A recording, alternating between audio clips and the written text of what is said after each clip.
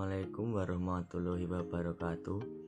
Saya Alfian Rangga Ardiansyah, NPM 1941037 dari Prodi Ilmu Komunikasi kelas 04. Di sini saya diberi tugas untuk membuat video dengan judul Opini New Normal di Dunia Kampus.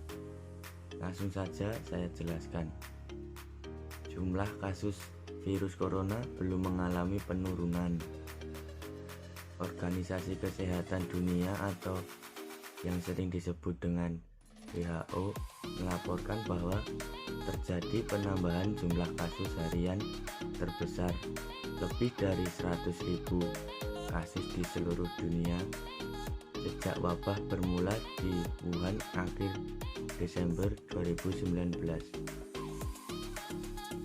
Adapun ekonomi yang dihasilkan akibat pandemi ini membuat pertumbuhan ekonomi hanya sebesar 2,97% di kuartal pertama 2020. Padahal kasus pertama COVID baru diumumkan pada 2 Maret 2020.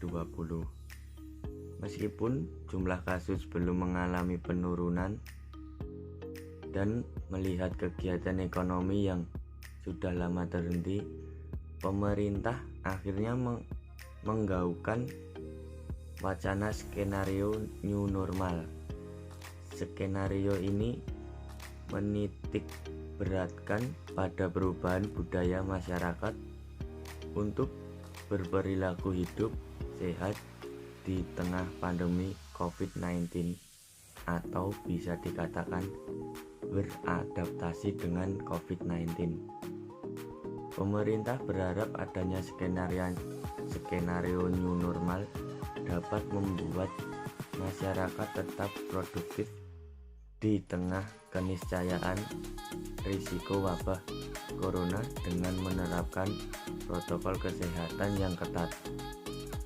Beberapa sektor akan dibuka kembali seperti sektor pendidikan, khususnya perguruan tinggi.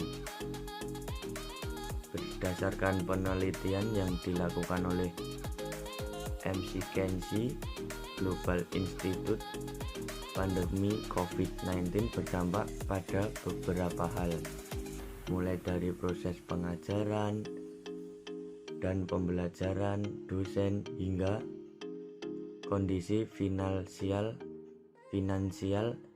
perguruan tinggi.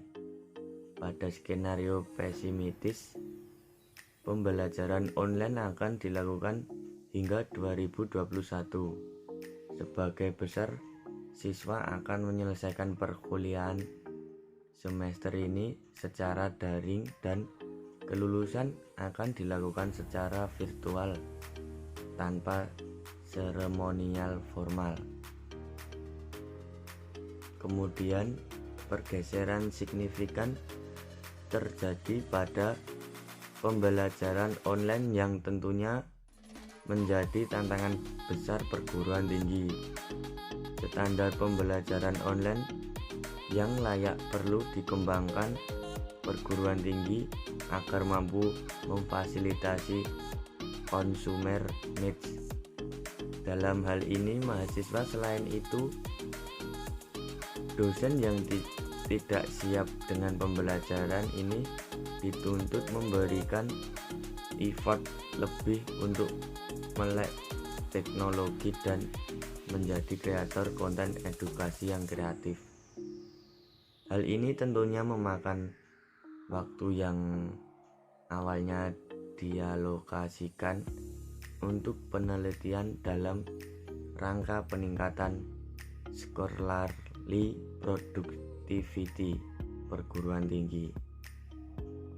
Dalam hal finansial, seperti yang telah disampaikan oleh Ketua Asosiasi Perguruan Tinggi Swasta Indonesia, perguruan tinggi khususnya swasta menjadi lembaga pendidikan tinggi yang paling terdampak karena sebagai besar pemasukan PTS berasal dari dana mahasiswa.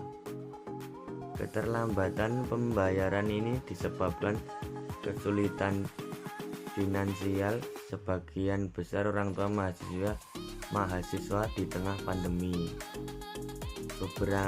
Beberapa langkah untuk menjawab tantangan di tengah pandemi dan mempersiapkan skenario new normal perguruan tinggi. Beberapa langkah yang dapat dilakukan oleh perguruan tinggi meliputi: pertama, membentuk task force team sebagai nerve center, pembentukan tim kerja yang fokus pada tanggung jawab bidang tertentu dapat membantu pemimpin institusi pendidikan untuk melakukan perencanaan dan pengelolaan respons terhadap COVID-19. Tanggung jawab tim kerja tersebut meliputi 4 bagian. Pertama, melakukan analisis kondisi kampus pada umumnya dan online learning pada khususnya. Kedua, fokus pada apa yang urgen untuk dilakukan. Perlu diputuskan apa yang harus dilakukan dengan cepat guna merespons consumer needs.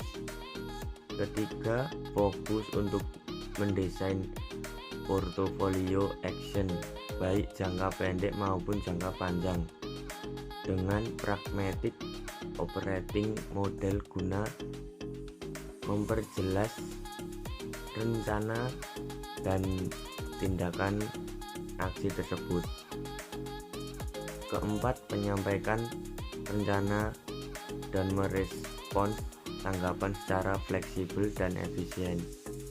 Dalam rangka meningkatkan efektivitas pembentukan tim kerja ini, perlu dilakukan tracing apa yang sedang dilakukan tim, kapan dan oleh siapa.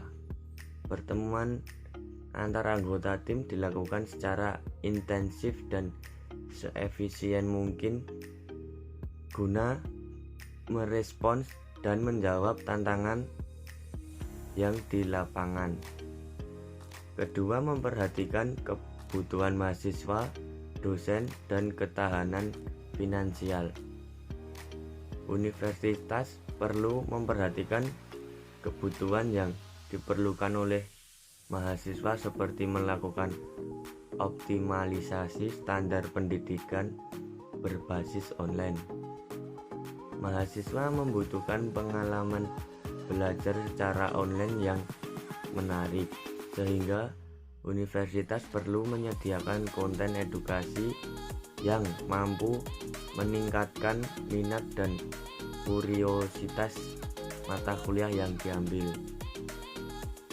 Selain itu, dosen perlu didukung untuk dapat melanjutkan penelitian karena scholarly productivity mencerminkan kinerja universitas yang mana memiliki pembobotan tinggi dalam pemeringkatan perguruan tinggi tingkat dunia, yakni Times Higher Education and Quarterly Simmons Rank.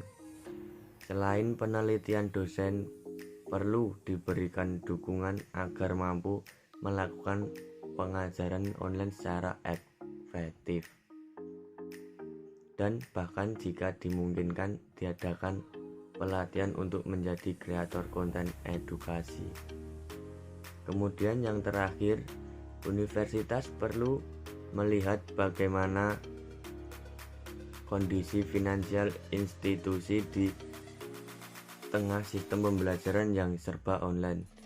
Dengan adanya ketidakpastian yang berkelanjutan di tengah wabah COVID, universitas perlu melakukan berbagai skenario untuk mendorong ketahanan finansial Skenario tersebut perlu melihat core, kompetensi, dan universitas tersebut, misalnya dengan mendirikan online course berbayar yang fee-nya dapat menjadi pemasukan universitas, atau bisa juga dengan mendirikan sebuah bisnis konsultasi yang bekerja sama dengan industri.